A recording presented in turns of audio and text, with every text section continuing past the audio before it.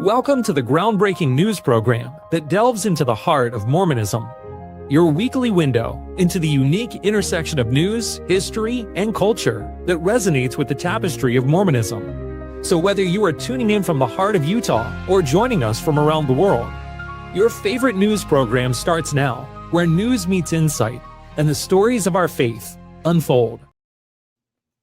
Hi, everybody. Welcome to another edition of the Mormon Newscast. It is Monday. It is May 12th, the day after Mother's Day. We're going to talk about that a little bit going forward. I am Rebecca Biblioteca. I am joined today by, if I'm honest, probably my favorite of my two co-hosts. Of course, if RFM were here, I'd probably say the same thing. But of course, the amazing Bill Reel. And why don't you, Bill, tell us a little bit about what happened over the weekend and maybe why RFM is not with us, because it's kind of related. Yeah, Radio Free Mormon went to Las Vegas to hang out with Randy Bell for a few days. And one of the things he did was make a side trip, an excursion to southern Utah, where we got together with a bunch of listeners, fans, followers of our work. And there were maybe 40 of us there total. Spent the evening having a great meal, having good conversation. RFM did some magic tricks. We told some stories, answered some questions, and had a great conversation with those in attendance. So I hope those that were there, if you're in the chat, well, I'd love to know your feedback, but I thought we had a really good time. Yeah, it sounded fantastic. Like when I first heard about it, I thought, you know what, I should grab some tickets. And then it was sold out just like that. So Yeah, I feel like you guys, should do it again, because I know there are more people that would love to have that, intimate evening with RFM and Bill Reel. So it was good. Very, very fun. So, all right. Well, we wish RFM safe travels as he returns home, and we'll try to do the best we can without him. So, all right, let's go to our slides. We have quite a number of stories today. It's kind of interesting, all the stuff that happened this last week. So we are going to be talking about the LDS Church settles 100 sexual assault lawsuits. This is a huge story, and Bill's going to cover that. We also have, believe it or not, a few temple updates. I don't think we're ever going to have a newscast where we don't have some temple updates. I, of course, will be taking that. Then Bill again with Michelle Stone, 132 problems, solutions, and disappearing acts. It's only getting more interesting, if I can be honest. We are then going to talk about the exciting news on the global stage, Pope Leo, a true global faith leader, and followed up by just a quirky little story, a new mission in Atlantis. We will have to see what that's all about. But before we jump into our stories, I just wanted to wish everyone in our Mormon Newscast audience a very happy belated Mother's Day. I hope that everybody had a great day or survived it. Maybe sometimes it's a matter of survival. I don't know. I heard reports. Well, first of all, I heard reports that a lot of wards, mine included, scheduled like campouts, priesthood commemoration things on Saturday. I know you're shaking your head. The ward that I spent decades in, every Mother's Day weekend, there was a priesthood commemoration campout, which maybe their thought was, oh, moms will get a break. No, moms pack for the campout and moms do the laundry when they come home. Also, if you think about, you can't take your mom out to brunch on Sunday because you don't go out to eat.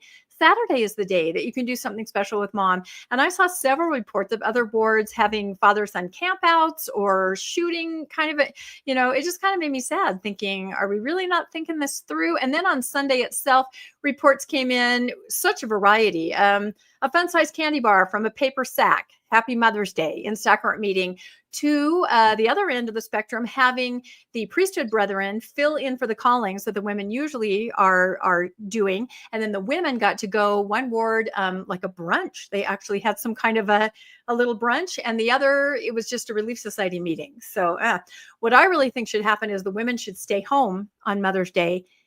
That would be a twofold purpose, right? They'd get a break and they would really show everybody who runs the ward, not at the pulpit, as Jared Halverson reminded us, but, who really makes it all happen. What do you, any thoughts about Mother's Day, Bill, before we move to our top story? I just think that whatever folks can do to make less work for the women in our lives, the better. I think it often falls the other way, and that's because it's an unfair society generally. And I think anything we can do to make things easier and better, like you said, the camp out doesn't work. You've got to pack, you got to clean up, you got to do the laundry. That's not a win. So maybe if everybody in the house paid for mom to have like a 2-week vacation at an Airbnb or something. That might be the trick. Yes. I think so too. And then I heard reports of some bishops that would not even acknowledge that it was Mother's Day. And then I heard reports of, women having to give talks on Mother's Day, and people thought that was terrible because then you have the stress of a talk. But then on the other side, people said only men gave talks about mothers and women on. There really maybe is no good way to handle it. I don't know. We'll just keep trying. Yeah, no good way to handle it. Yep, I know. All right, let's move to our first story, and that is Bill. This is our top story tonight.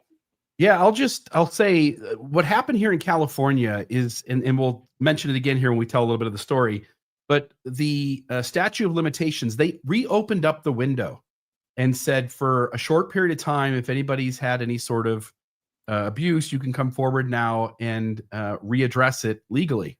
And so this was in the San Diego Union Tribune, this was in the East Bay Times, and this was in the Mercury News. All of these are California newspapers. The headline for at least 2 of the 3 said LDS Church agrees to settlement in principle of more than 100 sex abuse lawsuits in California. And it says here at the end of the little subline there, 5 plaintiffs in the wave of lawsuits filed across the state alleged they were sexually abused in a San Diego county. So I'll just go into, in a major legal update, the LDS Church has agreed in principle to settle more than 100 sexual abuse lawsuits in California. The lawsuits were filed by individuals who say they were abused by LDS leaders or members in positions of authority, with some cases going back decades. The agreement follows a court-ordered mediation session in April. While details of the settlement haven't been made public, the cases were filed under a temporary California law that opened a window for older abuse claims to be brought forward. The church is working through the settlement with co-defendants, including local stakes and wards, and proceedings are on hold until July to give everyone time to finalize the terms. This marks one of the largest coordinated legal responses the LDS Church has faced on abuse allegations. While the settlement doesn't require the church to admit wrongdoing, it could and likely will lead to significant financial compensation in total for the collective victims. It's another reminder for post-Mormons and others watching that institutional accountability is still unfolding in slow and quiet ways, often only when the legal system forces the issue. I'll just note the 5 main points from the news story. The Church of Jesus Christ, again, agreed in principle to settle 100 sexual abuse lawsuits in California. The lawsuits allege that church leaders failed to protect children and others from sexual abuse by church members and leaders. These cases were filed, we said it already, under the California law that temporarily lifted the statute of limitations, which is often necessary. People are they have all these reasons in the moment that are just, they're real reasons for why people do not feel comfortable coming forward. Sometimes it's kids and you're scared. Sometimes it's being intimidated. Sometimes it's not really understanding the harm that's been done to you in the moment. And so lifting the statute of limitations, I think, is incredibly helpful in moments where that happens. Certain states have done that at various times. And I think California's done that a couple of moments in the last few decades. I'll just note here, while the exact terms of the settlement haven't been disclosed, the agreement is described as being in principle, indicating that final details are still being negotiated. The church will do everything it can to keep this from going into a courtroom, and will pay these victims some sort of settlement, get some NDA from them, and we likely won't hear much about this going forward. This is sort of how these things go. The church has expressed a desire to resolve these cases. Of course, they always say that, and has stated that it does not tolerate abuse of any kind, but always seems to be reacting to these on the back end and only when they have to. So there's that. And I'll just note, there was a connected story. You mentioned this, Rebecca. There's a connected story in the Salt Lake Tribune, what the LDS Church and others are doing under a new law to protect kids from sexual abuse. Back in Utah, the church is now taking steps to comply with a new state law aimed at protecting children from sexual abuse. This legislation requires organizations working with minors to cross-check staff and volunteers against state and national sex offender registries, both of those, both state and national. The LDS Church has instructed its local leaders to complete these checks by May 1st, emphasizing its commitment to child safety. Again, it only does it because it's been told it has to. While these actions represent progress, Some critics argue that they may be more about legal compliance than genuine reform, and still has the LDS Church avoiding background checks on the calling of lay leaders over the youth. The church continues to support clergy penitent privilege, which allows religious leaders to keep confessions of abuse confidential. It often, when given the choice when it has the freedom in the law to both report or not report, the church is on the record as often asking its local leaders to not report if they are going to be protected by the church's law team, which then forces the local leaders' hand that they essentially have to either make a decision to do what the church says or to lose legal protection if some sort of lawsuit happens. And that's enough heavy-handedness to often lead to the bishop or stake president just going with what the church wants to do in terms of handling it. I'll just note here, the church continues to support, I already said that, the stance has been a point of contention. It can hinder the reporting of abuse to authorities. In summary, the LDS Church is making moves to address past and present, to address past and prevent future abuse, but this seems to only occur when laws force their hand.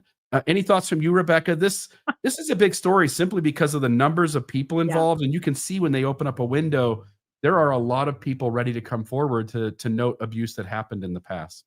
Yeah, I just wanted to say that number kind of over and over, 100, and that is in one area, in one state. And I feel like, we've seen these commercials kind of coming up. Have you been impacted by the LDS Church? Have you suffered abuse?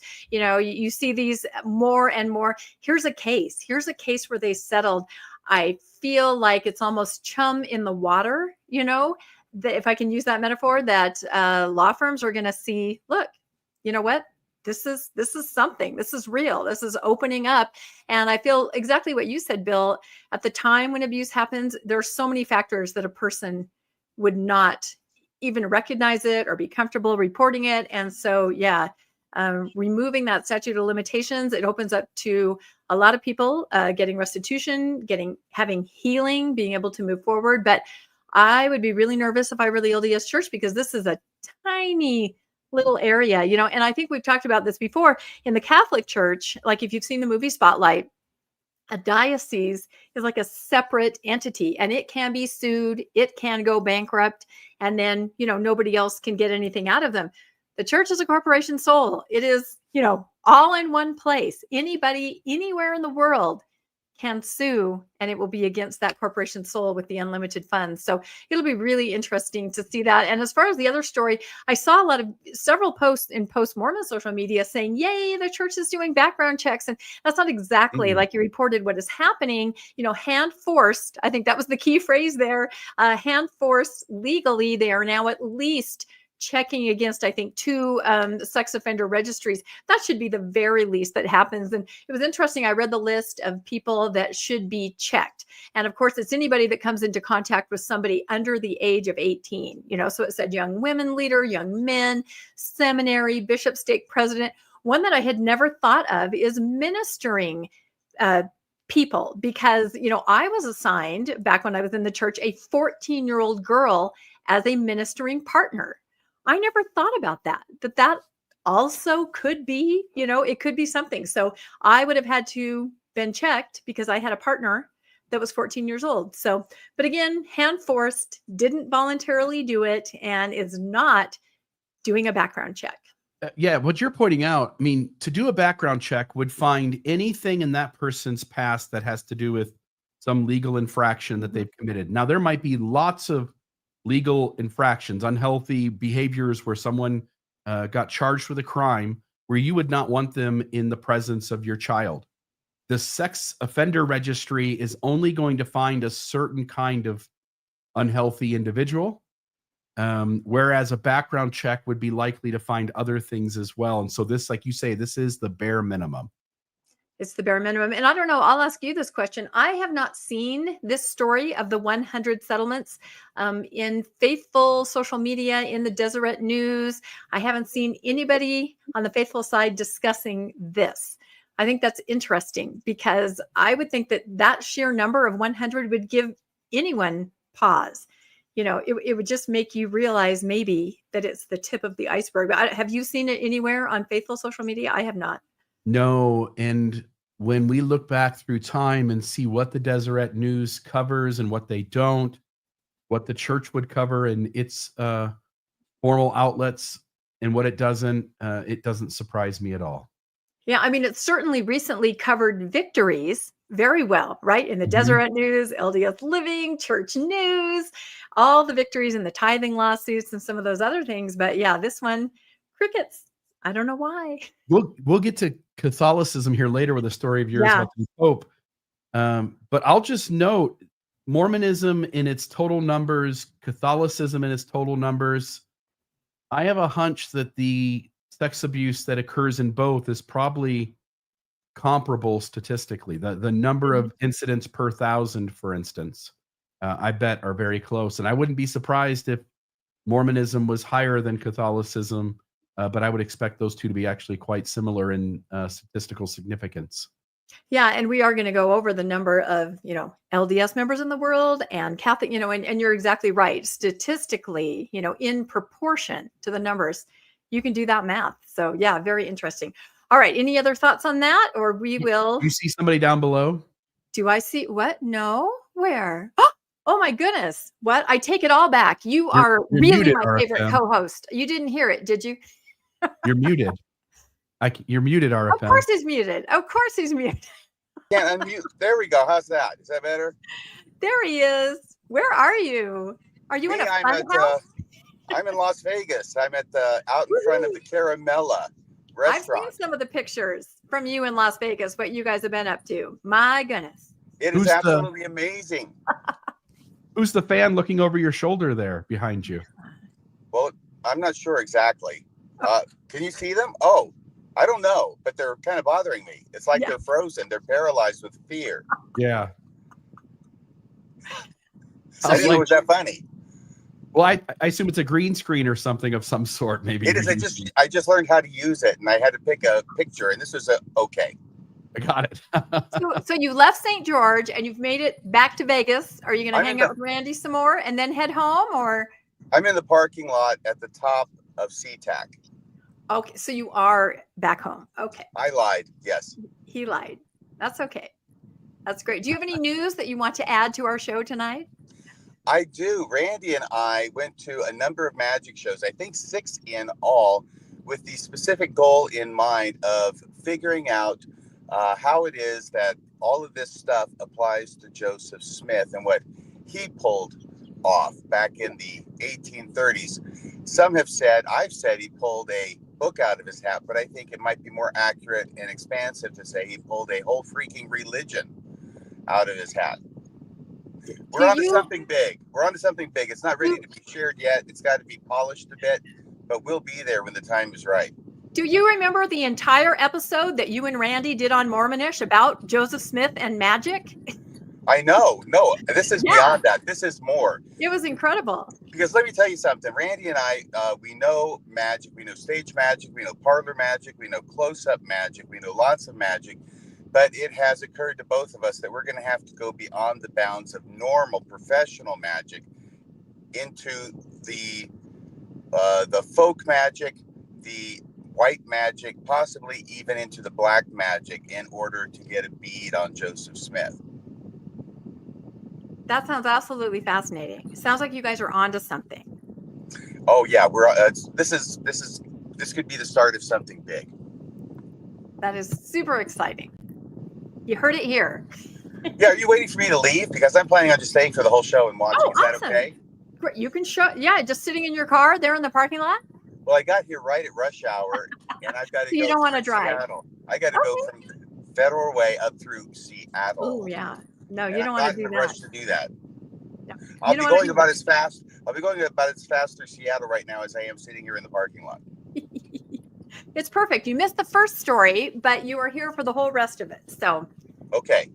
All right. We were talking about the 100 lawsuits, the SA lawsuits that were settled by the church. Do you have any comment on that before we move to the next story?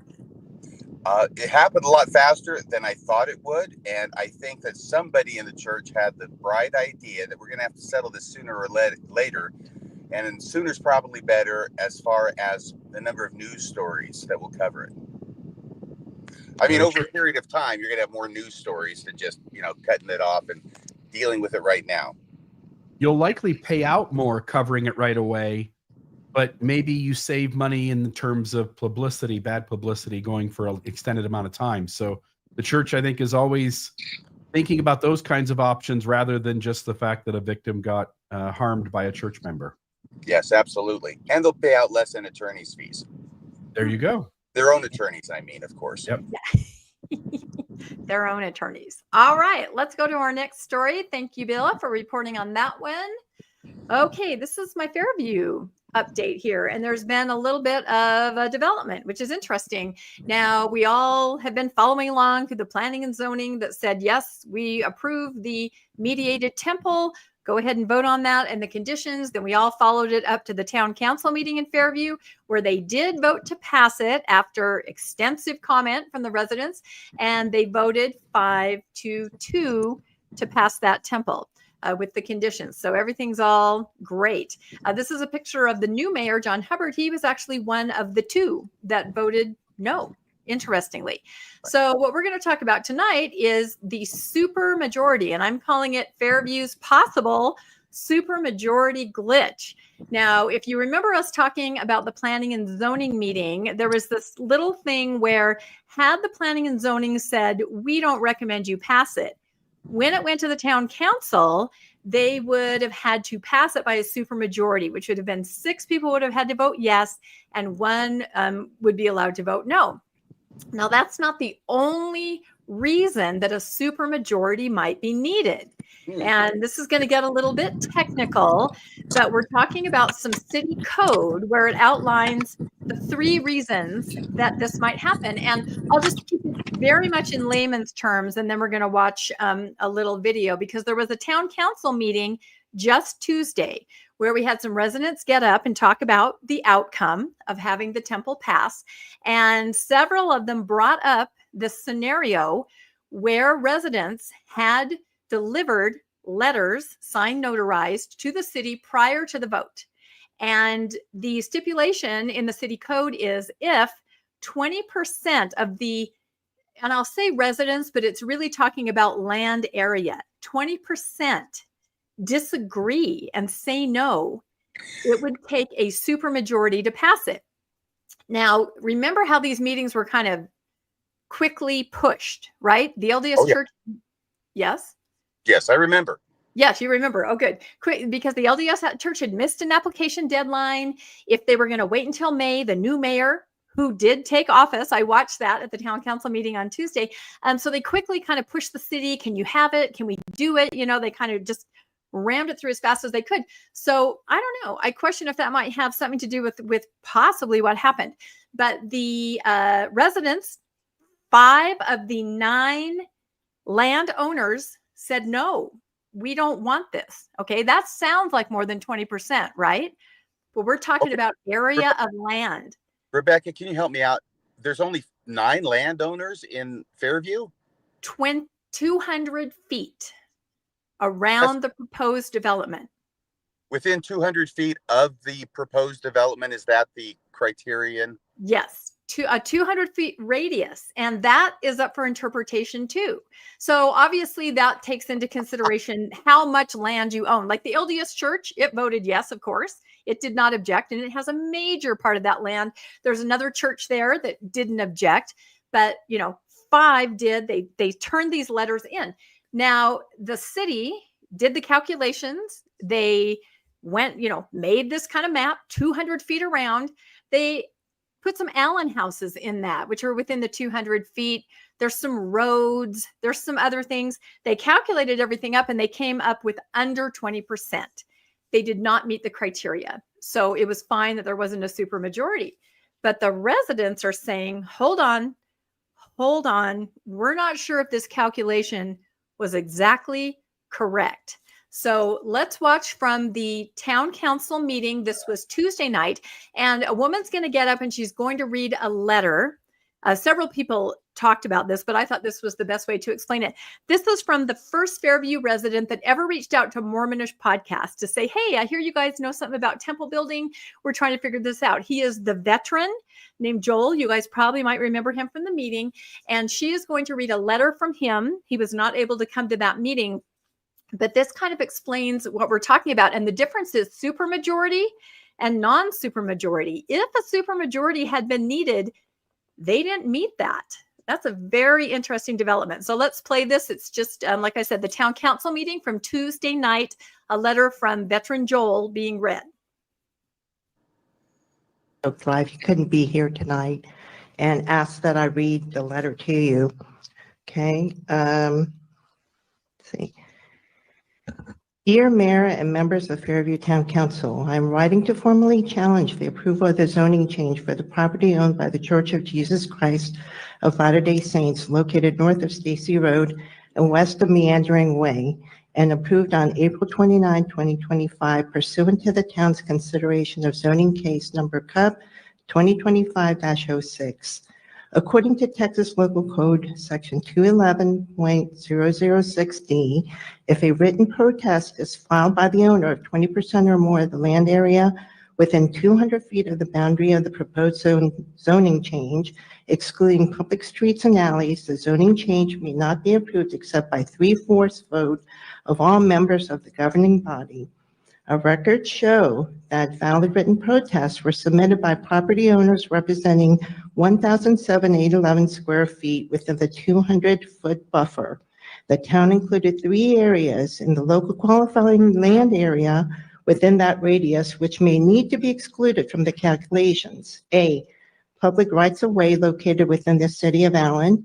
B, Allen homes and businesses. C, applicant-owned property, LDS Meeting House may need to be recused. Upon recalculation, the protest area may meet or exceed the 20% statutory threshold, and therefore a 3/4 vote may have been required on April 29, 2025 to pass the CUP. It is possible that the motion did not pass and the vote failed. Furthermore, Allen homes and businesses within 200 feet of the temple were not notified of the zoning change. If Allen homes and businesses were required to be notified per Texas Local Government Code 211.007C, then the town of Fairview violated statutory notice requirements by failing to notify property owners or allow them to protest or attend the hearing. Surely the town must send Allen residents notification if they are included in the area of the 200 feet protest boundary. I respectfully request that the town of Fairview, 1, provide a written response detailing the town's calculation and interpretation of section 211.006 D through E, including all parcel data used. 2, determine if proper notification was delivered to all property owners per Texas Local Government Code 211.007C. If Allen residents and businesses were not given proper notification, then the square footage they represent should be deducted from the area of the net 200 feet boundary. 3, recalculate the net 200-foot boundary, excluding all disallowed areas that were included in the initial calculation. If the 20% protest threshold was achieved, then Town Council should declare its vote to approve the CUP application on April 29, 2025 to have failed, and a new vote should take place, taking the supermajority letter into account. Thank you for your attention to this matter and your duty to uphold state law and protect the rights and neighbors of landowners. Sincerely, Joel R. Scholl.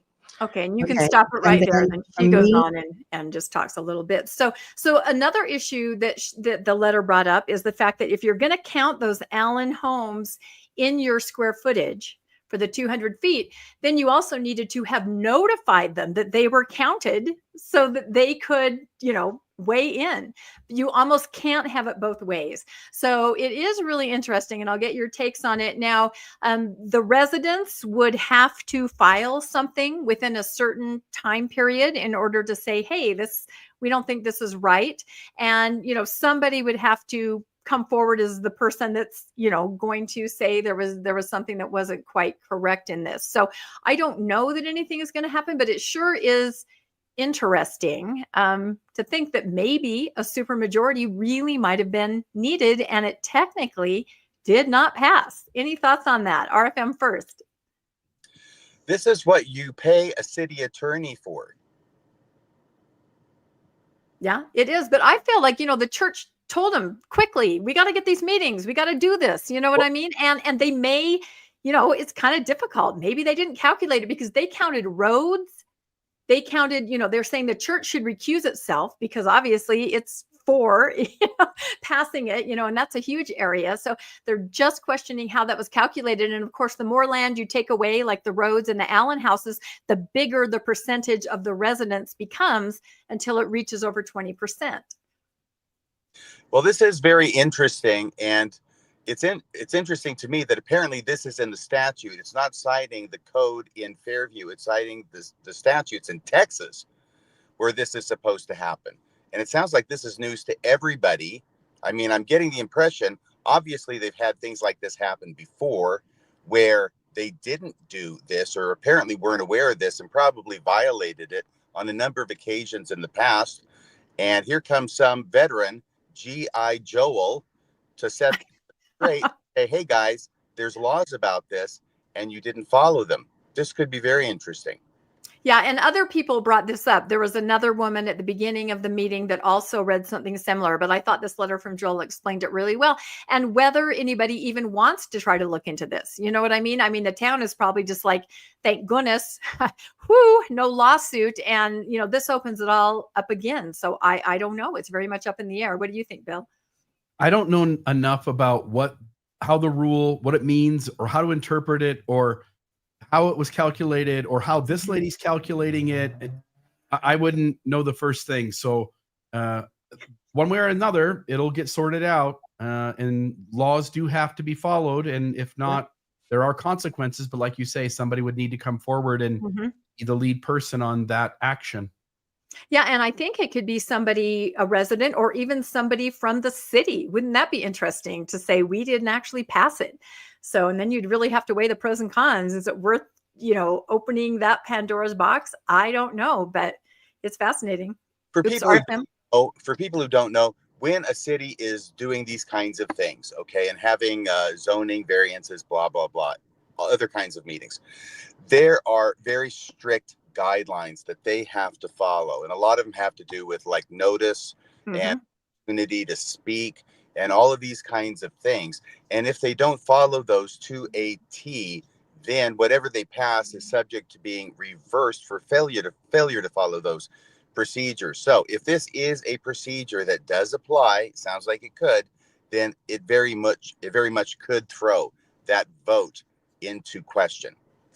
It could, but again, money. It always boils down to the residents having to fork it out. I mean, look at Cody, look at Lone Mountain, look at Heber, and the residents all eventually run out of the funding. It's just, it's really difficult when it's coming out of your own pocket. So we'll continue to follow it, but this was the town council meeting last Tuesday, and this was brought up. And so we'll see what else happens. It's kind of an interesting development.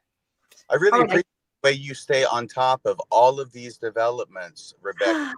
Well, I've kind of caught the temple building bug, I just can't not do it. In fact, I have a couple, just few more little things here, Bill, if we can go back to the slides, and then we'll move on to Bill's next story. So I thought this was so interesting. So there is a, you can Google this, Temple Open House and Dedications. It's on the church website where it shows you, the upcoming dedications and what temple's having an open house. The Syracuse temple just had an open house this weekend. They had influencers that came in on Thursday and Friday, and then it was open to the public on Saturday. And so, on this website, I feel like maybe I'm being paranoid, but I feel like the doctrine of the steeple is being promoted. Now, the pictures I'm about to show you are from the website on the church's site. I have not cropped them or doctored them at all. But I feel like as they list these temples, they're focusing on one feature. And I just question the cropping. Again, we've talked about cropping before, and cropping, that has a meaning, whether they mean it or not. I mean, this is from the church's site. I just feel like, why? Why have they cropped it to only show the steeple? Is it some kind of subtle nod to the steeple doctrine. I just thought that that was really, really interesting. And I feel like maybe the church has a cropping issue. I mean, I'm looking for a new job right now. This is true. I am. I wonder if church picture cropper would be something that I could apply for, because I seem to be very aware of what's happening, and I have a fix. I could do this. So I'm putting it out there right now. If there's a job for church picture cropper, I'm your gal. That's how I feel. Any thoughts on this? I just thought it was so funny. I'll just say this looks like a master class in creating future evidence. You emphasize temples, Yep. but really the real deal here is that some future day you want to be able to lay out these images and say, look how much we emphasized the steeple of the temples. Yeah, well, they're usually 20 years behind everything. So hopefully it won't take them 20 years to figure out they need to start having talks about it in general conference. They missed this last one. They had a golden opportunity and they flubbed it. Yep. By the way, if someone were cynical, and I'm not, but if someone were cynical, you could look at all of these temples, they're in the hundreds and they're going to be in the thousands and they're going to be dotting the earth, and each and every one of them has a sharp pointy thing at the top. And it almost seems like it's a defensive motion to try and prevent Jesus from coming back.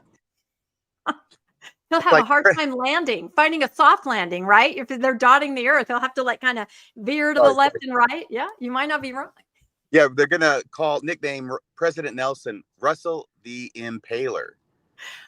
Yikes. I'm thinking I need to go to AI right now and generate that picture. Wouldn't that suck if Jesus came back and he got impaled by the steeple of an LDS temple? That would... Yeah. The ultimate irony. That would just be it. So I'm also very curious to see if this website will change, because the last time we mentioned a crop picture, it was changed. So I'll keep my eye on that. And I think now we're moving to Bill's story. All right. We covered this a little bit on Mormonism After Dark. I'll go through this really quickly. Michelle Stone is the owner, creator of the YouTube channel 132 Problems. Everyone knows this. Original title to that is 132 Problems, Revisiting Mormon Polygamy. In a video dated May 4th, 2025, Michelle Stone informed her audience that she was soon to be removing her videos, in what has since been confirmed that she received pressure from her local leaders, who have been informed by Area 70s, including Kevin Pearson, to do so. Michelle then removed or unlisted all of her videos, while at the same time they began to show up on a new channel titled 132 Solutions, Reclaiming the Polygamy Narrative. By the way, the three of us, we seem to always find ourselves in the middle of these things. And I'll just note, the same thing happened with this story. When we did our newscast last Monday, there was a person in the live chat comments. The name of that person commenting was 132 Solutions, Reclaiming the Polygamy Narrative. And this comment in particular, this channel is this is what she said. This channel was created by me, Caitlin Banks, without the knowledge or permission of Michelle Stone. Now, Caitlin had multiple comments. There was a whole slew of them. And the moment I noted that she was trying too hard, and RFM, you used the Shakespeare quote, she doth protest too much. As soon as that happened, she stopped. It always does. Yeah, it always does. So she stopped commenting. Caitlin Banks, this is her Facebook profile page. She messaged me, and we went over this on Mormonism After Dark. I'll be quick. She messaged me just to say that the videos were up on her channel and that it was posted in a group last night. This was Monday, 16 minutes after we had started the Mormon Newscast. I'm going to actually make this bigger and do that this way.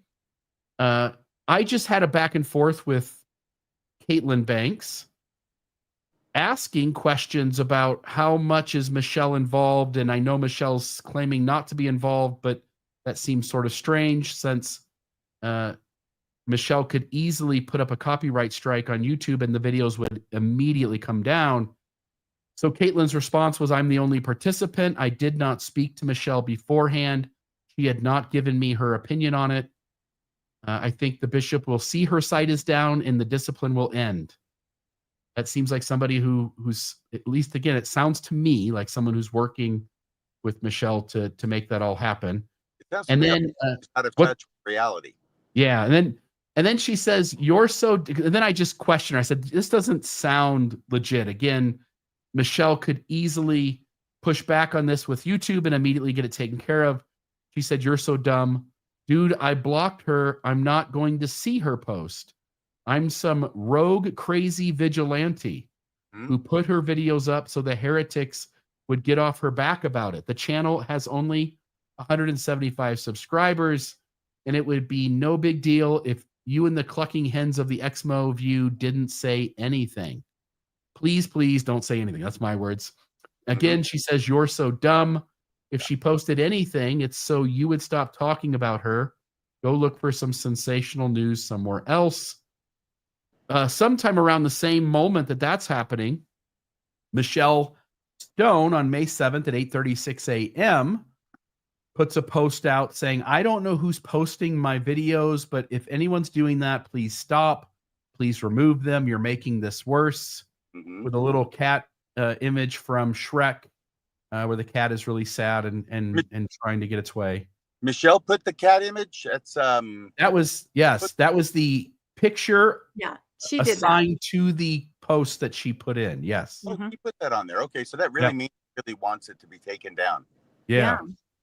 And when that went out, and after my conversation with Caitlin, if you go to 132 Solutions, the channel does still exist, but this channel doesn't have any content. Now, of course, neither does 132 Problems, which only has the one video now where Michelle has said that she's stepping back from doing this. Those videos are no longer visible either. And I'll just note here before I say something about this slide, I'll just note that on 132 Problems or 132 Solutions, we have no idea. As someone who visits the channel on YouTube, I would have no idea if the videos have been deleted or simply unlisted or hidden, which can be done as well. I would assume, again, if it were me and I was trying to play the game with the church, I would simply unlist them or hide them and leave them on the channel so that at some future day I can just unhide them and right back out they come. But just 3 days ago, Steve Pinecker interviewed Karen Hyatt. So Pinecker introduces his guest, Karen Hyatt, producer for Michelle Brady Stone's 132 Problems, a prominent channel in the anti-polygamy narrative within Mormon circles.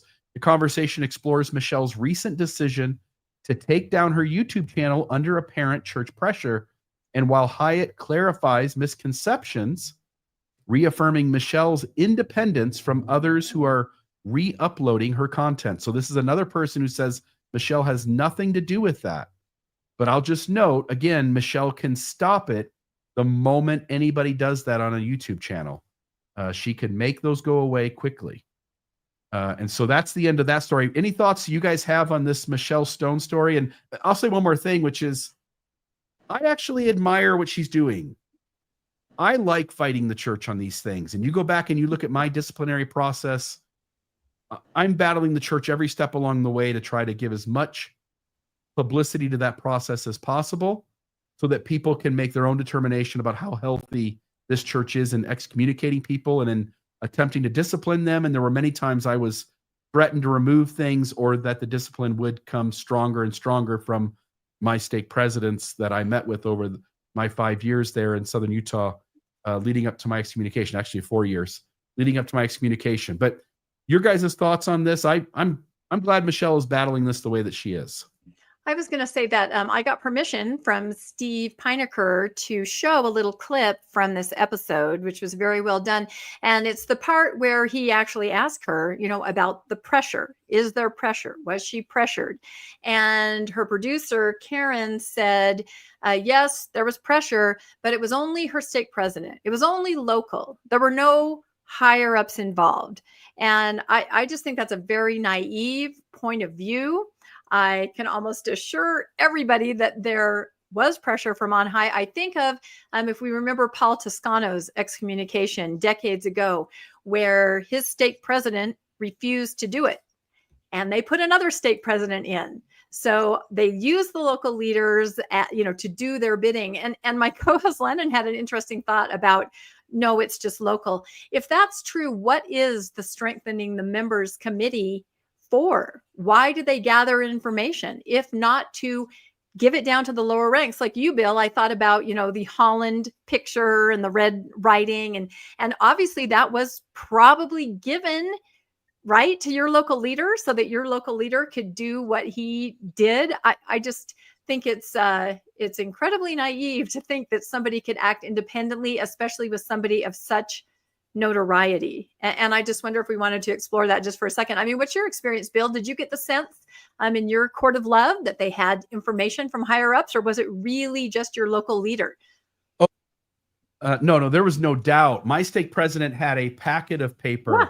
He had all of my posts, and he clearly informed me that he was having contact that was initiated from above him. Exactly. He wasn't the one initiating. He didn't go to them saying, hey, is there any way you can get me material? They approached him and said, this is a guy you want to keep your eye on. He's moved into your stake. You need to go sit down with him. You need to talk with him. You need to suggest that he stop creating content. And if he keeps pushing buttons, you need to have a disciplinary court and at least carry out the process with the possibility of disciplining him. And I'll say one more thing, which is Steve Benson once said, you can't stage manage a grizzly bear. And that was Elder Oaks quote, referencing Boyd K. Packer back in the September 6th.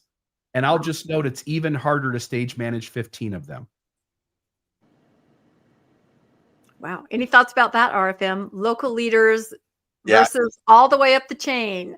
It's total bullshit. There's no way that this stops and ends with the stake president. Right. I don't care whose idea it is. If it's the stake president's idea, there's no way a stake president is going to take action against somebody like Bill Reel, Rebecca Biblioteca, or Michelle Stone without clearing it with their superiors. Come on. They've got to clear it with them to make sure that they're not stepping in it and doing something that their leaders don't want them to do, because it's going to cause a little bit of buzz in the community and some negative press for the church. So I don't care if the idea started with the stake president or if it was given to him from above. There's no way that those above him are not involved. And I'm looking at you, Elder Kevin Pearson, you son of a bitch. I'm looking right at you, pal. You're dirty and you know it. Wow, you said it. I do know that her stake president is a new stake president since September. And I know that whoever is in her staker ward, they do receive a lot of, people mail postcards, people send emails complaining about Michelle. So, I don't know if it's a new stake president and he just was not, was overwhelmed by what was happening. I don't know, but I don't know if it makes a difference, but he was newer as of September. So if there's a letter writing campaign, and my understanding is that there is, by the way, my source, who is very much inside the loop on this, but though I can't mention this person's name, I'm not allowed to, was very clear with me that Kevin Pearson was involved, and it went up at least that high, and they didn't know if it went up higher than that. That was my source's information. But Kevin Pearson is obviously involved. It's not just the stake president. And anybody would be crazy to think that's true. Now, we understand that's what the church wants everybody to think. Right. That's the story they want everybody to go with. So from Michelle's point of view, I don't know. Maybe she doesn't know that they were involved. Although I think if my source knows, she would probably know as well.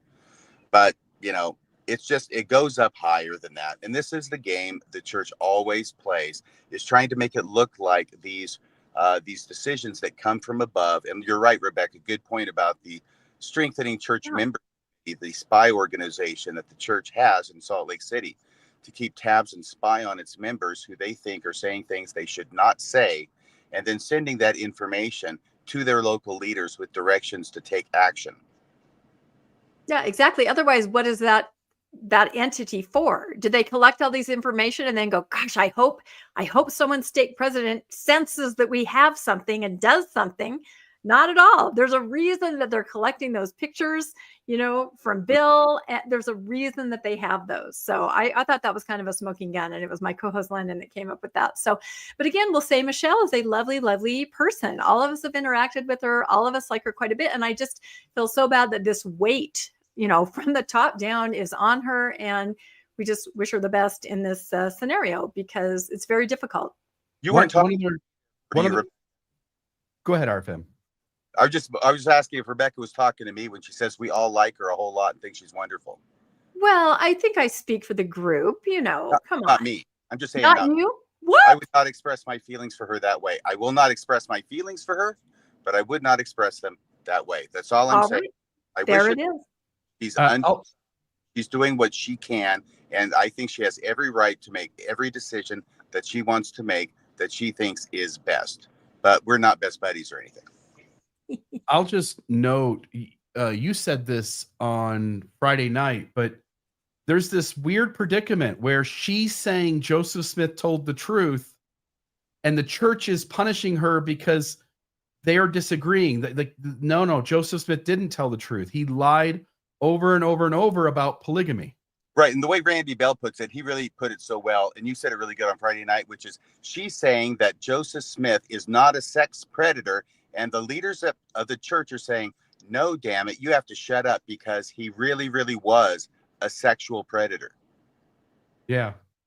Yep. But her content, and I've said this before, is very problematic for the church because either Brigham Young is a rat bastard and the church is in apostasy, or their founding member, Joseph Smith, is lying through his teeth, and saying, I'm not doing it, and I am. So either way, the material, her material is problematic for the church. Yeah, I know Jesus chose 12 apostles, and one of them was Judas, but Joseph Smith chose, they're all Judases. Yeah. Yeah, that's it. All right. I think we've covered that. Is the next story mine? I think it is. We're going to talk about, this was probably the biggest news of last week. We have a new pope. Have either of you guys seen the movie Conclave? I rewatched it just a few nights ago. Have you guys seen it?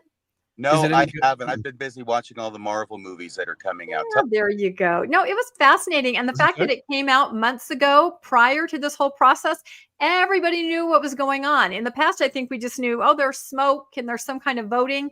Conclave really shone a spotlight on how this whole process happens. And it's absolutely fascinating. And it also opened the door for people to say, well, how come the LDS Church doesn't do this? How come there isn't a voting process, and their requirements for a new pope that you can only be involved in the conclave and vote if you are, not yet 80, or I think maybe you have to be under 80. A new pope typically, ideally, is between 60 and 70, and the idea is that it's a person that has recently been out in the world, experiencing what's happening, in touch with the world, right? Which is very different from the LDS leaders where, God chooses who's called as an apostle, and then all you have to do is outlive, your counterparts. Which then I always make the joke, well, then there should be no medical intervention. If that's how God chooses a new prophet, there should be no medical intervention. It just should happen naturally, right? And it makes you wonder, what did Howard W. Hunter do, huh? I mean, it's a question. But yeah, very fascinating as we all watched. Do you mean because President Hunter was a president for a short period of time? Exactly. If God chooses the prophet by killing the present sitting prophet, what did he do? I don't know. Oh, I think Harold B. Lee holds the record. Yeah, he does. Harold B. Lee probably does. Either of them. You have to question if that's how it works. But in the Catholic Church, they all gather in the Sistine Chapel. They're locked in. They have rounds of voting. It's very political as they talk amongst themselves and try to figure out who's going to be the next pope. And every time they take a vote, smoke comes out of the chimney. If they have not gotten a 2/3 majority, it's gray smoke.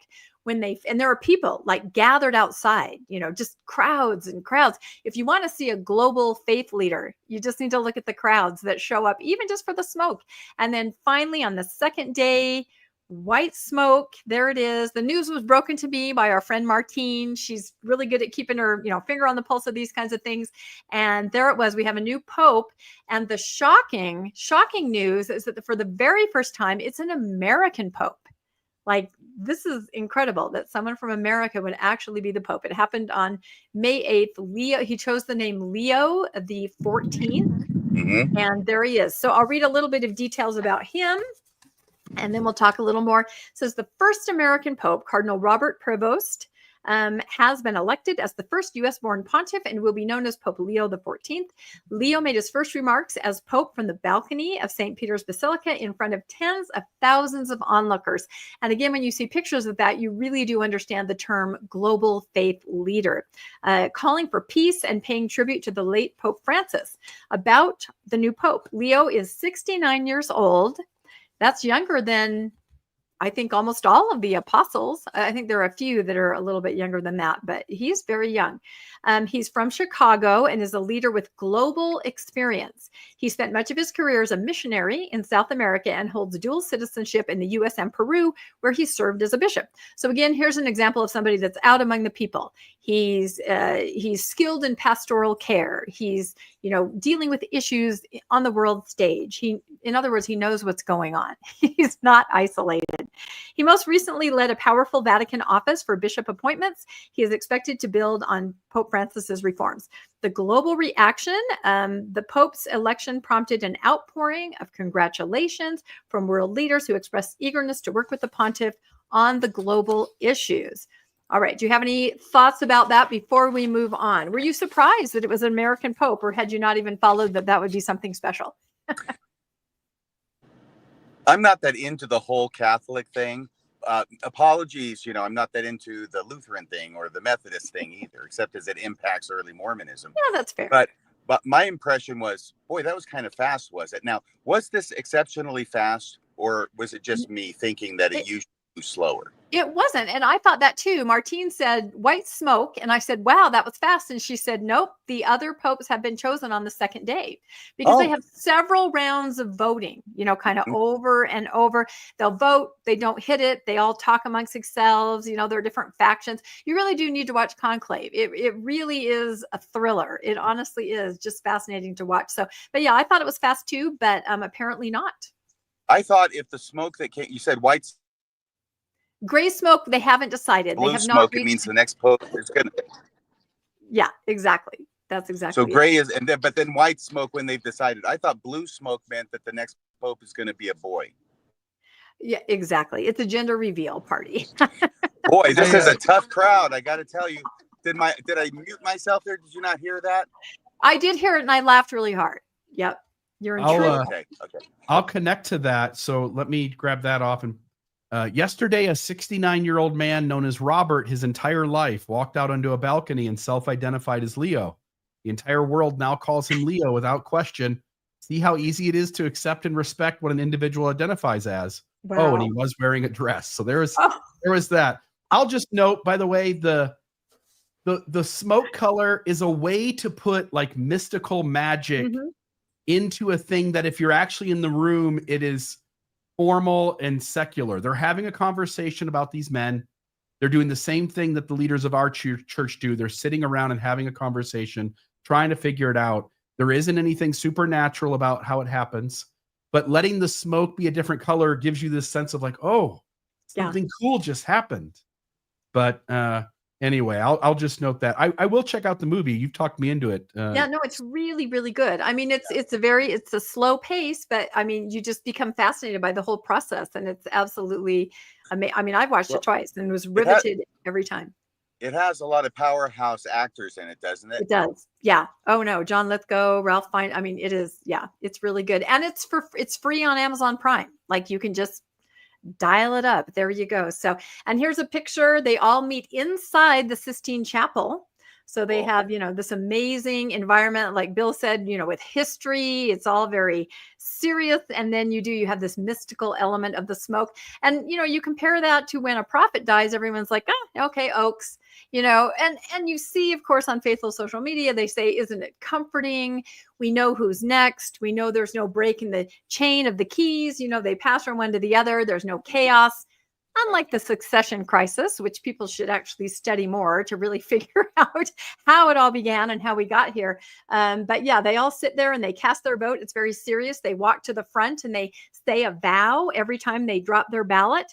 And, they have to say it each time. And then they add them all up and they read it out. And they say a vow? Yeah, they do. I mean, it's an official.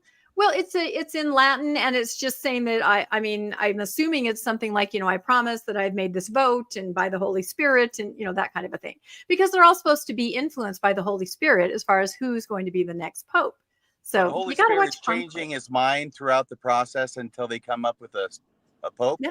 Yeah. In fact, somebody in the chat said he got it by 4 votes.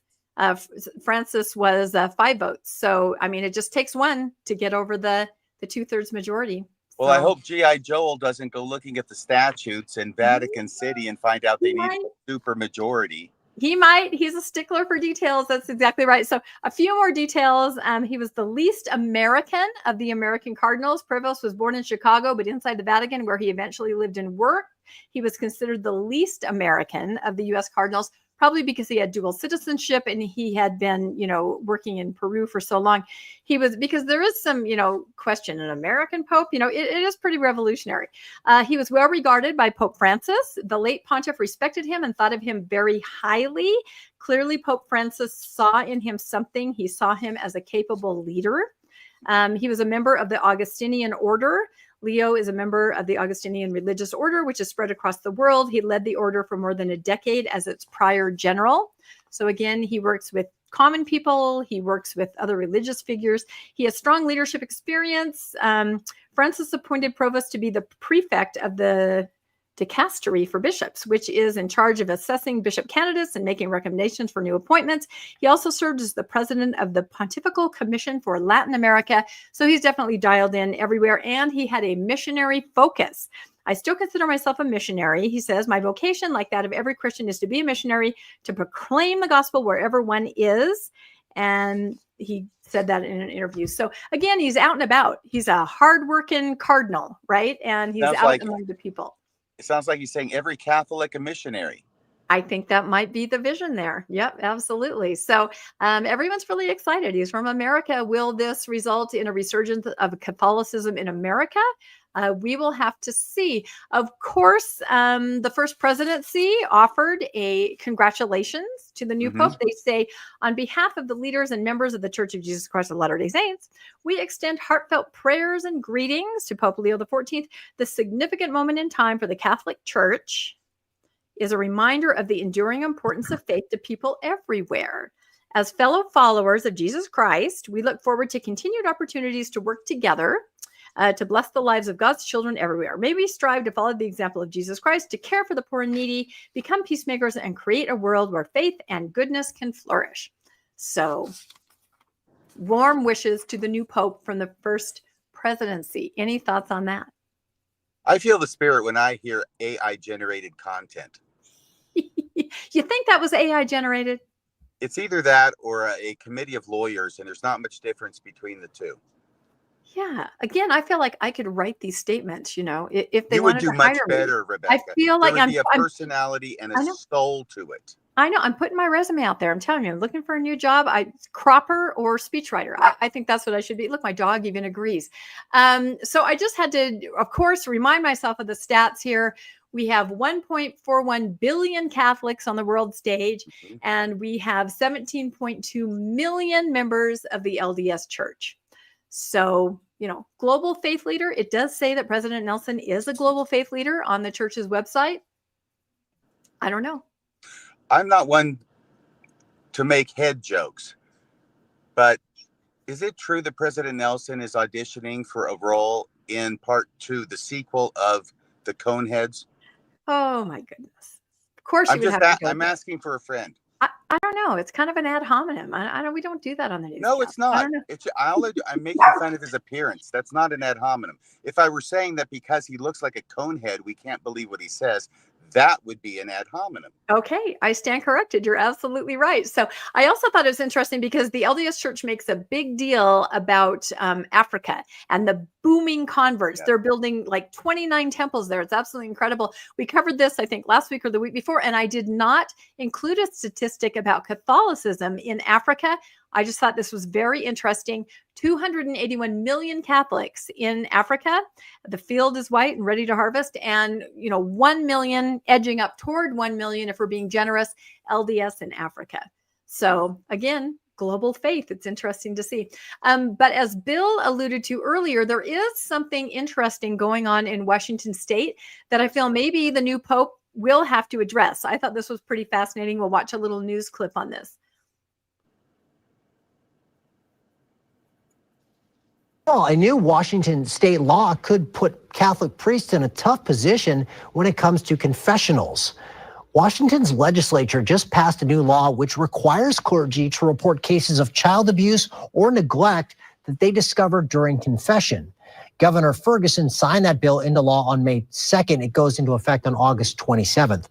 However, the Roman Catholic Church requires its clergy to keep everything that's said in a confessional booth secret under threat of excommunication. Yes. The Archdiocese of Seattle released a statement in response to this new law, saying in part, quote, "The Archdiocese of Seattle remains committed to reporting child sexual abuse, working with victim survivors towards healing, and protecting all minors and vulnerable people. Our policies already require priests to be mandatory reporters, but not if that information is obtained during confession." Church leaders argue this new law is a violation of the First Amendment and a violation of church law. The Department of Justice agrees, calling the law anti-Catholic, and it says it will be investigating this law to see if it does in fact violate the U.S. Constitution. So this is really difficult because there's, what do they call it? The seal of the confession or whatever. It is, the priests take a vow. I will never reveal anything, the sanctity of the confessional. And yet here's this law in Washington State that says, everybody has to report if they hear something. So they are really stuck. Some people have said, you know what, if they really believe in that sanctity of the confessional, then they should go to jail to protect that. Others say, why the heck are you just not helping children? I don't know. It's a very complex issue. Any thoughts from you guys on this? You have any, Bill? I would only say, I think this does get tricky. Not that there's not a right or a wrong to this. It's just, you have rules. And what I mean by that is that you've got these things that are federal laws, the way the country was developed, that have separation of church and state. And you've given religion certain privileges, whether those are healthy or unhealthy. And it seems like any effort to interfere with the basic premise of that isn't going to fly. And I understand the goodness in what they're trying to do, but I just don't think that anyone's ever going to be able to capsize the religious privilege that churches have in this country. Yep. Arthur, any thoughts? I say this is a no-brainer. Of course it's unconstitutional. The idiot Senate and House and governor in my home state, and they're idiots all. They probably are in your states too, whoever it is who's watching out there. Hi, everybody. Decided that they were going to pass and intentionally pass an unconstitutional law for whatever reason, for grins, whatever, but it's going to be appealed and it will be found unconstitutional, not only at the Supreme Court level, but at every court level along the way. Yeah, and so interesting that the church itself has said, you guys are going to get excommunicated if you break that confidentiality. So I'm sure this will unfold. I'm sure we'll have more information on it. This is I'm not Catholic, but I have seen The Exorcist a few times. The confessional, this is very, very important stuff to Catholics. Right. It's much more than we think of it in the Mormon Church, where you can say something to your stake president, he'll tell his wife, and before you're home, it's around the block and everybody knows who you just confessed to. This is really serious. This is not a temple steeple. Okay. This goes back a long, long way. And in fact, if memory serves, from constitutional law back in 1986 and 87, because it's a year-long class, it is because of the Catholic Church that we have this rule. Everybody else since then, including the Mormons, have sort of piggybacked on the Catholics in order to have their confessional system be made confidential. But I believe it was the Catholics that started this in the United States. Yeah, that makes sense. And I went over onto a Catholic Reddit thread, kind of ex-Catholic, to see what people were saying, and a lot of them were just saying, you know, that this idea that you go to confessional, you confess, but you aren't forced to do anything to make any kind of retribution. There's nothing that you really have to do. You get it off your chest and you can leave the booth and you can just go. And of course, these are ex-Catholics, and they're just saying that it doesn't seem right. You know, there should be some restitution, there should be something, but instead you just, you know, and I think a lot of LDS people say, God, I wish it was that way. You know, I wish I didn't have to not take the sacrament or go to a court of love. I wish I could just say, yeah, that happened. So moving on. There are Hail Marys to be said and rosaries yeah, to be prayed. Okay. Sure. So there is restitution. Sure, but it's nothing that's going to humiliate you in front of your ward when everyone's going, why isn't she taking the sacrament, right? Things like that. There's nothing that publicly is known. So. Well, no, that's true. And it's funny that, you know, here's the thing. I won't say anymore. I think it's clear that everybody understands that I'm no more in favor of child molestation than the next person. And I'm no more in favor of people getting away with it than the next person. But the First Amendment is the First Amendment, and this is the government trying to invade a long-established, very, very significant religious doctrine and practice of the Catholic Church, and it is just not going to fly. It's far more established than steeple height, that's for sure. Yes.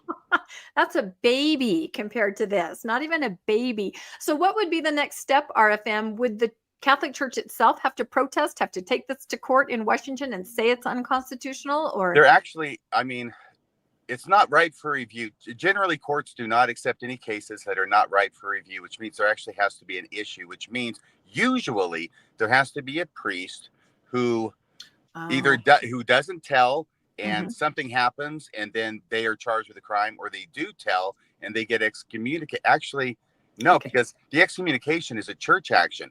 I think it would have to be a priest then who doesn't tell, and the government finds out about it, and then they charge the priest, and then there's an action.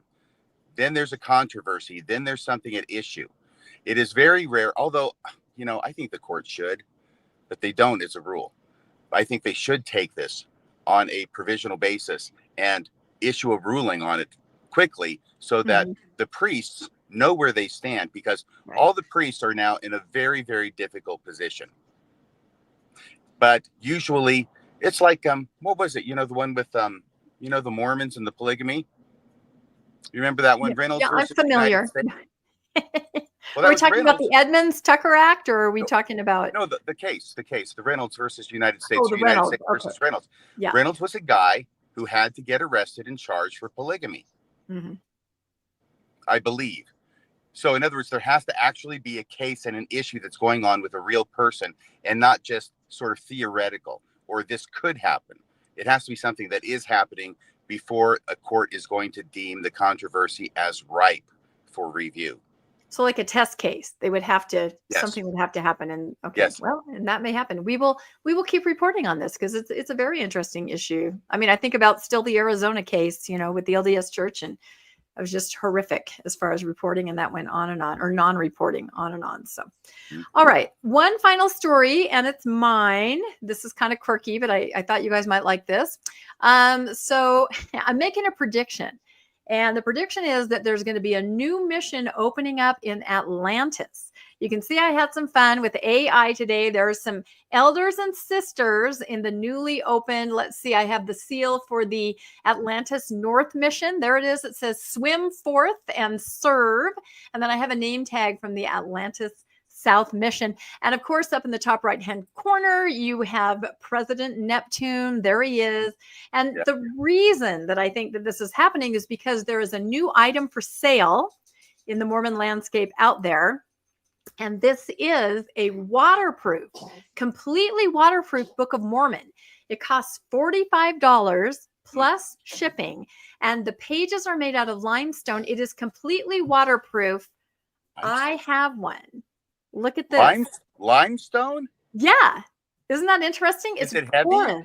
It is 2 pounds. I'm actually doing curls with it while I'm reading it. It's 2 pounds. And the pages, as you turn them, you know how when you open some Book of Mormons, the pages are kind of up. They're like heavy as you turn them. But it is really interesting. And I will entertain in the chat suggestions of how I can prove this is waterproof. I just got it today. So very interesting. But I'll tell you a little bit about it. You can go ahead and order one on your own. Like I said, it's $45, but it's indestructible. So of course I started thinking, okay, it's got to be because there's a mission opening in Atlantis. That way they can track with it. Maybe that's a little far-fetched, but you know, what if you wanted to hold a Book of Mormon, like my picture right there, while you were actually baptizing someone? You could do that now. The founding book. That's what I was going to ask, Rebecca. Who is this book made for? Well, exactly who is it made for? That's what we're going to explore here. It could be made for anybody. And there is a slide on the next slide here where it says, who needs this, right? They answer this on the website. It says missionaries, outdoor lovers, anyone living in humid climates. That's an issue, I guess. I don't know. Someone in the chat maybe tell me, did you go on a mission to the Philippines and your Book of Mormon got all, I don't know, the pages melted? Anybody who loves reading scripture on the highest quality paper in the world, this Take Anywhere edition is designed for the latter days. Rugged, beautiful, and built to endure, just like the words found inside. I thought that was great. So if you want to go kayaking, like the guy in this picture, you can take your Book of Mormon right there in your kayak, and it does not matter if it gets splashed. Now, it does get wet, but then you can just kind of dry it out and it just kind of goes back to its original form. They also say on the website, yeah, I thought this was good. It's waterproof, it's stain proof, mildew proof, tear proof, resistant to harsh chemicals. Like, you can be buried with this thing and they could dig you up 500 years from now and you would still have your scripture clutched in your hand, which is great. You could read it in the grave. Yeah. Exactly. It can be fully immersed in water and retrieved and dried out. It talks about the weight. It is over 2 pounds and it is heavy. So, build muscle while you're carrying it around. Well, it's going to go right to the bottom of the deep end. That is what it says. It says extreme caution. If it's dropped in deep water, it will sink. So don't try to go after it, right? That could be a danger there. It says whether you're on a mission, hiking, in the mountains, or living in a tropical climate, no more swollen or water-soaked pages. I don't know. Again, in the chat, has anyone suffered from swollen or water-soaked pages? I don't know. But I just thought it was fascinating. And of course, when I was reading about this, my mind just went to one thing. And RFM's mind went to the same place. And I said, don't you dare steal my joke, right? So I started thinking about Mark E. Peterson and the pamphlet that he wrote called 50 Steps to Overcoming Masturbation. Now, one of the steps was at night, if you feel the temptation, clutch a Book of Mormon in your hand, right? Tightly. And that will, stop you from what you were about to do. Another one of the 50 steps is to take really short showers and make sure that the bathroom door is always open, or that there's somebody there, I don't know, watching you or aware that you're in the shower. So I figured this new Book of Mormon kind of kills 2 birds with 1 stone. You can be in the shower, you can be clutching your Book of Mormon under the stream of water, and no dirty deed will take place. So I just thought that was fascinating. Is it just me? It sounds like the new Book of Mormon is the stone that you can kill 2 birds with. I feel like it is. It is really heavy. I mean, it's 2 pounds, so whatever. But, putting it in a scripture bag and carrying it around, I can see how this would definitely weigh on you. But really fascinating. Is it just me, or does Mark E. Peterson probably have a masturbation problem? Well, he's the one that said, allegedly, I've been married for 43 years and have never seen my wife unclothed. Yeah, there's something not normal about that. I just want to know, they did this, first off, they did this with the missionary version of the Book of Mormon, which is free. No one's keeping this thing around for a decade and marking it up.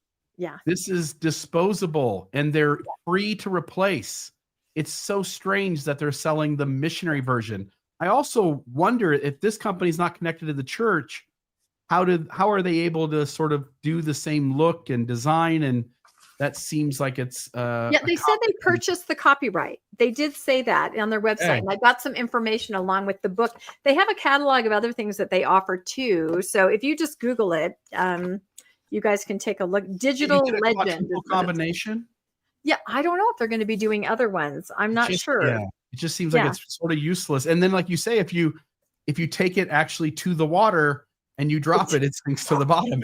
It's going to sink like the stone limestone the pages are made of. Yeah, I just had to get one because I just thought it was really fascinating. I just wanted to see, what it felt like and not that I'm going to read it. It's going to be more of a prop. I'll put it back there on my bookshelf. Rebecca, can you open it up before you put it on your shelf and let me know and us know if when you look inside, do the pages look the same as the modern Book of Mormon with all the footnotes and everything? Yeah, it seems like it does. But what I'm really interested in is ideas and suggestions of how I can prove this is waterproof. What should I do with it? Let me know, right, in the comments or message me. I'd love to know. So I'll make a short about it. Okay, I have one last little slide just as we're out of here.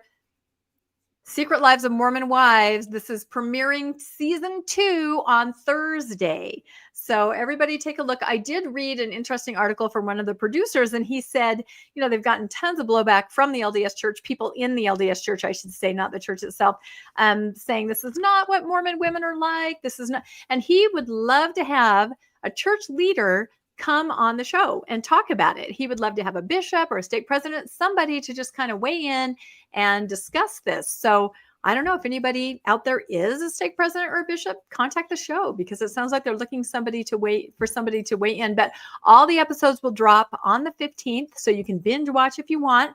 And I'm sure we'll be covering the aftermath a little bit on next week's newscast. Rebecca, Rebecca. Yes. If you're a stake president and you're even thinking about doing this, what would you do before you did that? You would have to check with your leaders that are higher up. You couldn't just randomly, roguely go. No kidding. And that brings us right back to Michelle Stone. Boom. That's right. And Stone sinks like a stone. This whole thing, it's all coming full circle, isn't it? This is great. So, all right. Any final comments about anything we've talked about tonight? And then we'll have everybody mention what's coming up this week that people can access. Any other comments, or we'll go to that final slide? I like waiting for you to talk so I can interrupt you with my comments. Yeah, I know. Usually you interrupt. I know right when you're going to say something. You're kind of like you're on a lag. It's weird. It's freaking me out. Bill? I've got nothing else to say. Nothing else to say. No. We're going to have a special guest on Wednesday. Okay, then we're going to have a special guest on Wednesday. It's going to be Professor Charles Harrell, who's going to be talking about an article that he wrote and was published recently in Dialogue magazine, I believe it is. And it has to do with Terrell Givens and his weaselly way of trying to make it sound like there really was no apostasy that occurred, and that in the midst of the Dark Ages, things were wide open and welcoming and accepting of all different sorts of religious points of view, which is patently ridiculous. And I don't know if he'll put it as strongly as that, but I'll see if I can get him to. I don't think he will. He's a very kind person and he's wonderful. I'm so glad you're having him on. That'll be awesome. And tomorrow night, we're having, it's kind of a rerun, but I think it's really relevant. About a year and a half ago on Mormonish, we did, I think it was the first interview in post-Mormondom with Michelle Stone about kind of her personal story. We did not talk about her beliefs. We did not talk about her channel, really. We just talked about her. And the title of it was like ecclesiastical abuse. She went through, detailed some things that were happening to her and also her thoughts on leaving the church, staying in the church. I just thought it was really relevant in light of what has happened today. So we're just going to rerun that. It's not super long. It's like an hour, just because I know she was on Mormon Stories, but that was like 18 hours long. This is short. This was done a year and a half ago, and it's interesting. I know RFM's laughing. It's interesting just to see her point of view and her personal story, which is absolutely fascinating. So that'll be tomorrow night on Mormonish at 6 p.m. And then you guys have Mormonism After Dark on Friday. Oh, yeah. And that takes us through the week. So do you have anything on your own? This Friday will be Mormonism After Really Dark. Oh, what does that mean? It's going to be really dark. Yikes. And do either of you have anything personally coming out? I know you have Almost Awakened sometimes, Bill, and you have RFM. Anything else like that going on this week? We're working on an episode for Almost Awakened, but I don't know when that'll come out. So sometime in the next 2 weeks, but I don't know that it is for sure this week. Okay. Yeah, that's a great series. I love that. Teresa's awesome. And RFM, what about you? Too busy? No. Well, I am too busy, but you are busy. I know. That I'll also have a Radio Free Mormon coming out on Saturday evening. Oh, good. It works. That's it. So basically every night of the week, people could just be watching stuff that we all do. So I don't know Thursday what night, that says. everybody get the break. You can go out and see the new Marvel movie, Thunderbolts. How is it? Have you seen it? No, Oh, I on Rotten Tomatoes, it's getting really good reviews. So I thought it would. yeah, it looks really good. So It's All like right. this year's sleeper hit, like the first Guardians of the Galaxy movie was, which I think came out at the end of the summer. I think it actually came out in August of whatever year it was, and it just took the viewing public by storm. yeah, this is great. And heading into Memorial Day, this is fabulous that there's a good blockbuster movie out there. Get your popcorn, everybody. All right. Well, thank you, RFM, for being able to stream in at the last minute. We did not know you could, and here you are. And thank you so much, Bill, for also co-hosting. And we'll sign off again and see y'all next Monday on the Mormon Newscast. Bye, everybody. Bye-bye. That's a wrap for this week's edition of the Mormon Newscast. We appreciate you tuning in and sharing this time with us. Keep the conversation going and stay informed on all things Mormonism. Until next week, wishing you peace and joy. See you next Monday at 6 p.m. on the Mormon Newscast.